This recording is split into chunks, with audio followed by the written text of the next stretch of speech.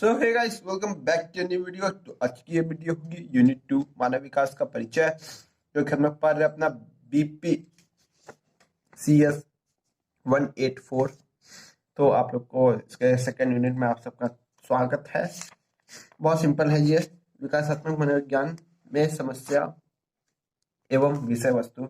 मानव विकास क्रम का अध्ययन करते समय मन और अनेक प्रश्न उत्पन्न होते हैं। मनुष्य की बुद्धिमत्ता वंशानुगत पर आधारित होती है या जीवन में किए गए अनुभवों पर आधारित होती है।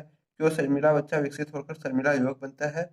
मानव विकास के बारे में विकसित सिद्धांतों तथा अनुभवों के माध्यम से प्राप्त होने वाली जानकारियां मनुष्य के विकास क्रम से जुड़ी विविध समस्याओं तथा विषयों को समझने में सहयोगी हो सकती है। ठीक है, तो हम लोग इस चैप्टर को एक बहुत ही बढ़िया यूनिट में पढ़ चुके हैं। शायद बीपीसीसी 105 या बीपीसीसी 106 है ना। तो हम तुम लोग को अगर दिमाग में बत्ती जल चुकी होगी तो ठीक है, जो लोग नहीं पढ़े होंगे उन लोग को पढ़ना है। आनुवंशिकता तथा पर्यावरण की समस्या। मनुष्य के चरित्र पर वंशानुगतता का प्रभाव पड़ता है कि वो कैसा बच्चा रहेगा।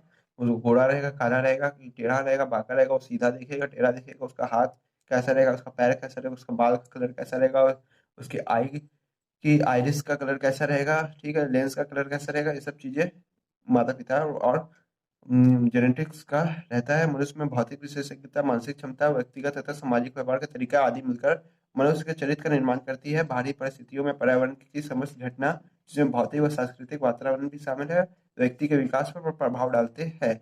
किसी व्यक्ति का पालन पोषण पर इन सब का केंद्रीय प्रभाव पड़ता है। आनुवंशिकता तथा पर्यावरण के विवाद पर दशकों से चली आ रही बहस विकास में अध्येता सर्वसम्मति से इस निष्कर्ष पर पहुंची कि मनुष्य का विकास के लिए वंशानुगत और पर्यावरणीय गुण दोनों को ही जिम्मेदार है, क्योंकि इसके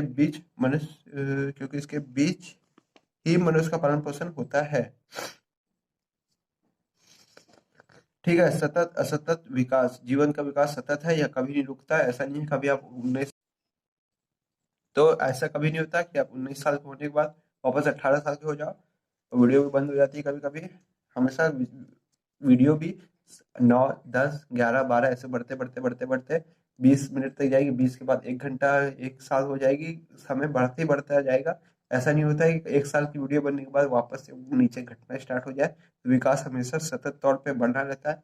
आप हमेशा बढ़ते रहोगे 100 की उम्र या 80 की उम्र या जिस भी उम्र में आपको टपकने का मन होगा उस उम्र में आप जाकर टपक जाओगे। जो विचारक असत्ता के सिद्धांत को विश्वास करते हैं, वे मानते हैं कि विकास कुछ खास परिवर्तनों के माध्यम से होता है। कुछ लोग ऐसे भी हैं जो विचारक होते हैं, जो असत्ता के सिद्धांत में विश्वास रखते हैं कि विकास कुछ परिवर्तनों के माध्यम से होता है, कि अब गर्मी आई तो आपका विकास हो गया, ठंडे में आपका विकास बंद हो गया। जो स्पष्ट परंतु अप्रत्यक्ष ढंग से होते हैं, यह परिवर्तन गुणात्मक होते हैं, जो प्रत्येक अवस्था में अलग अलग होते हैं। मतलब आप पढ़ रहे हो तो आपका विकास हो रहा है, नहीं पढ़ रहे हो तो आपका विकास नहीं हो रहा है। ऐसा होता है कभी? अब बताओ, पढ़ना बंद कर देते हो तो क्या बर्थडे बनाना बंद कर देते हो? तो विकास हमेशा चलता रहता है, चीजें हमेशा सीखी जाती है, कई चीजें हमेशा आपको फर्क पड़ता है। आप अकेले रहोगे तो भी आप बहुत चीज सीखोगे अपने आत्म विश्लेषण से। आप 4 लोग के साथ रहोगे तो भी आप चीजें सीखोगे।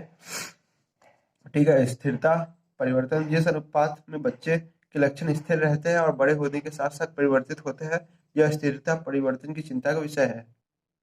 जो विशेषज्ञ विकास की स्थिरता को जोड़ देते हैं, ये आनुवंशिकतावादी दृष्टिकोण के होते हैं, जो जीवन आधारित आनुवंशिकता को शील गुण और विशेषज्ञों के विकास के लिए जिम्मेदार मानते हैं। अब अनुभववादी विचारक भी विकास के स्थिरता की नियमितता के नियमों का समर्थन करते हैं, जबकि बचपन के अनुभवों के आधार पर जो मनोवैज्ञानिक विशेषज्ञता मनुष्य में आती है, वह नहीं बदली जा सकती। इस प्रकार आनुवंशिकता दृष्टिकोण कहती है कि एक शर्मिला बच्चा विकसित हो जाने पर शर्मिला ही रहेगा, ऐसा कोई जरूरी नहीं है। ये गलत जहाँ बोलता है, शर्मिला ही रहेगा।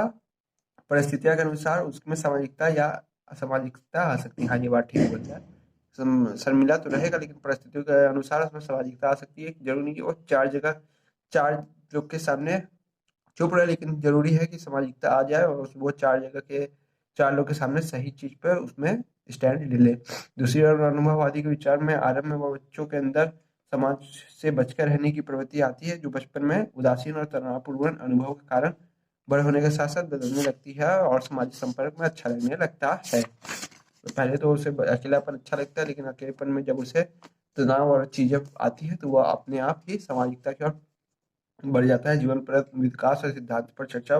कई सारे जीवन पर्यंत विकास के सिद्धांत है जो ये कहते हैं कि जीवन एक का जो विकास है हमेशा चलता रहता है, गर्भावस्था से लेकर मृत्यु तक, कि धीरे धीरे धीरे धीरे धीरे धीरे धीरे धीरे हमेशा आगे बढ़ रहा है और बढ़ते ही रहता है। तो इसके कुछ सिद्धांत है। तो तो क्या है विकास प्रक्रिया? जीवन पर चलती रहती है। विकास बहुआयामी है, हर तरफ होता है। शिक्षा में होता है विकास बहुत दिशात्मक है, विकास लचीला है, विकास बहुत विषयी है। विकास लचीला है मतलब विकास जीवन पर विकास के अवधारणा इस बात पर जोर देती है कि सभी आयु अवधियों में होने वाला विकास अपनी जगह सुस्थिरता के साथ घटित होता रहता है, और उम्र के साथ ही विकास भी ढलने लगता है। मतलब कई बार जब आप बड़े हो गए और आपको कोई चोट लग जाएगी तो विकास लचीला है।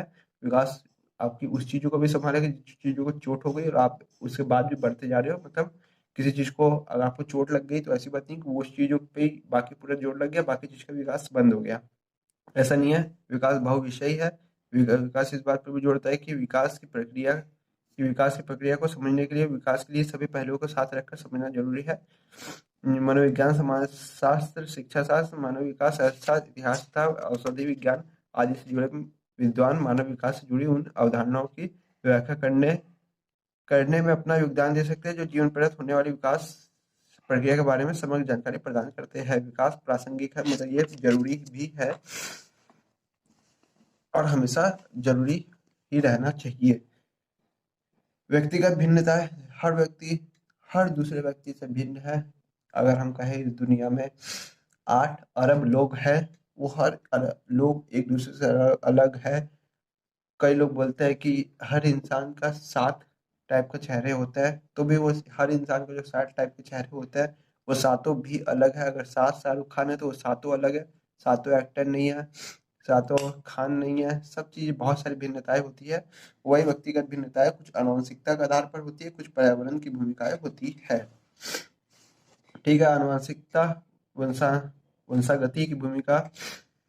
ठीक है, आनुवंशिकता जरूरी नहीं है कि एक ही माता पिता के 3 बच्चे अलग अलग हो सकते हैं, समय के आधार पर नहीं, क्योंकि सबका अपना अपना मन है, सबका अपना अपना चीज है।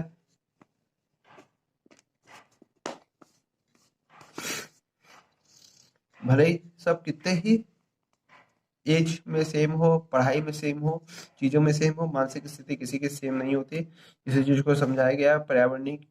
पर्यावरणीय कारणों की भूमिका होती है कुछ, जिसमें व्यक्ति अकेला नहीं रह सकता। मनुष्य में उसको दोस्त कैसे मिले, उसको क्या चीज मिली, तो इसमें कई सारी चीजों का सिद्धांत है जिसको आप पढ़ सकते हो, बहुत ही अच्छे है। क्योंकि ये सब चीजें पढ़ा चुके तो उसमें इतना समझाने का मन नहीं कर रहा है।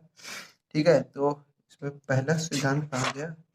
ठीक है, तो सबसे इम्पोर्टेंट है पर्यावरणीय कारकों की भूमिका में जो आपका मतलब क्या बोलता है, व्यक्तित्व या विकास कारक चीजों में बिल्ड करता है, वो होता है परिवार।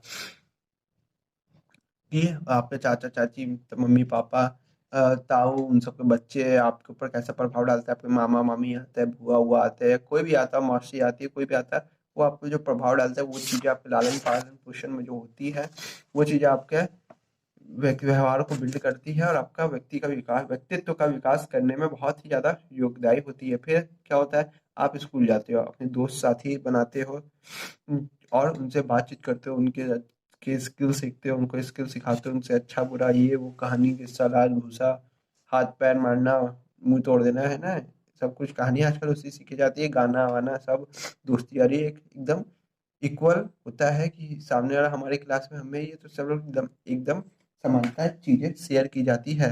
फिर कौन आता है, फिर शिक्षक जो हमें सब चीज सिखाते हैं, वो चीजें जो हमारे एकदम माइंड में एकदम बिल्ड हो जाती है, जो एकदम बेस होता है हमारी थिंकिंग का, जो हमारे टीचर में जो बहुत ज्यादा प्रभावित करता है, हम भी उनके जैसा व्यक्तित्व बनाना चाहते हैं। फिर क्या बचा, आ गया मोबाइल भाई साहब, हमारे इंटरनेट इंटरनेट भी हमारे व्यक्तित्व पे बहुत प्रभाव डालता है, और जो आप अभी हम डाल रहे हैं आपके वीडियो के माध्यम से वो प्रतिवेश तथा सहयोगी प्रतिवेश जो आपके विरुद्ध काम करता है, और मतलब आपकी क्लास में आपसे अच्छा बच्चा जो आपसे अधिक नंबर आता है, और सहयोगी पर्थ होता है जो हमेशा आपसे सहयोगी रहता है, जो आपको बढ़ावा देता है, हर चीजों में अच्छा और बुरा को समझाता है, सहयोगी पर्थ के रूप में होता है।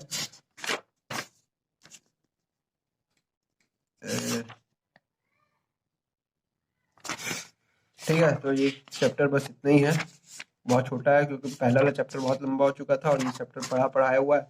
विकासात्मक सिद्धांत जैसे कि अभी हमने बताया, संज्ञात्मक विकास सिद्धांत, ये सब चलो हम लोग यूनिट 3 में कवर करेंगे।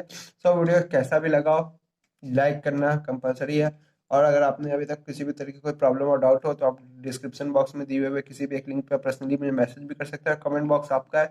वीडियो कैसा लगा ये भी आप जरूर बताना।